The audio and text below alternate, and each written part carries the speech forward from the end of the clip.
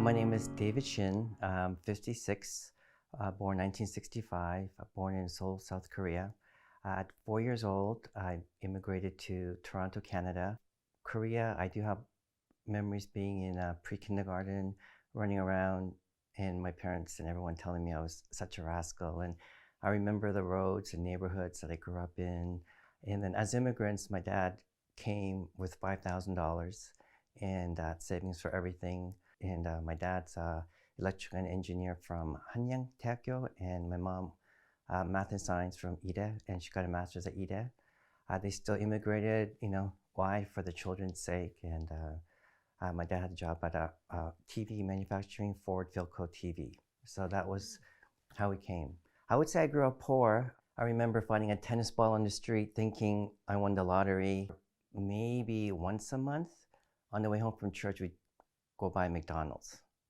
And that was the reward, or that was the event. I remember wearing my neighbors, who was older guys, hockey jerseys as regular clothes to wear to school. So I wore a lot of hand-me-downs. I remember going to my dad's bedroom. They were in bed and I wanted to play Little League.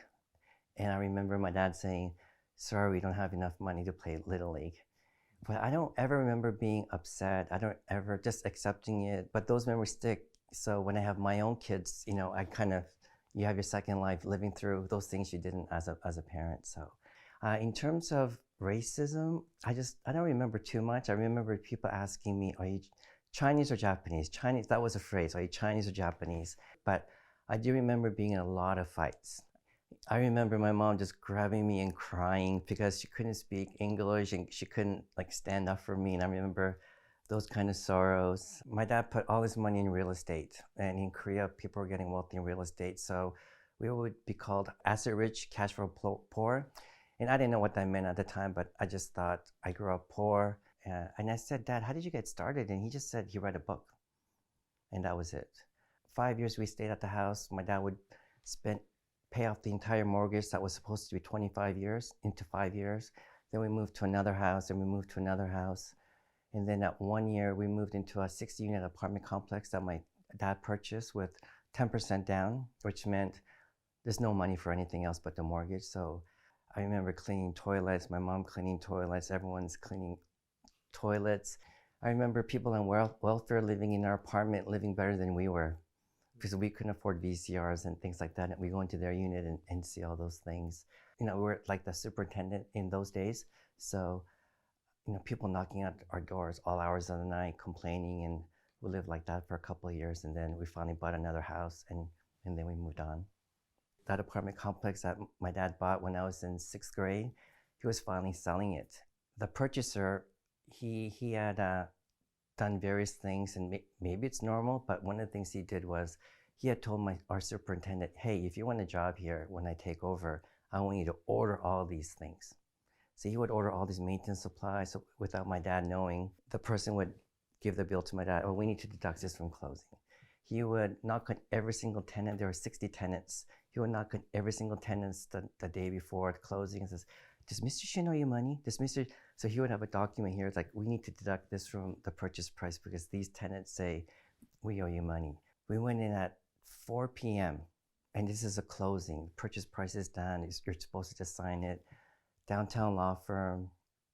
The partner was there, an associate was there, an intern was there, and a secretary was there on their side.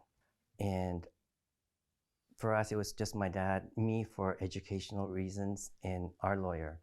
They threw a document this thick at us and says, "You need to sign this." And our lawyer just goes, it goes to my dad, "Sign it." And that closing went from 4 p.m. to 2 a.m. So it was a grueling 10-hour closing. But my dad went and bought another property afterwards.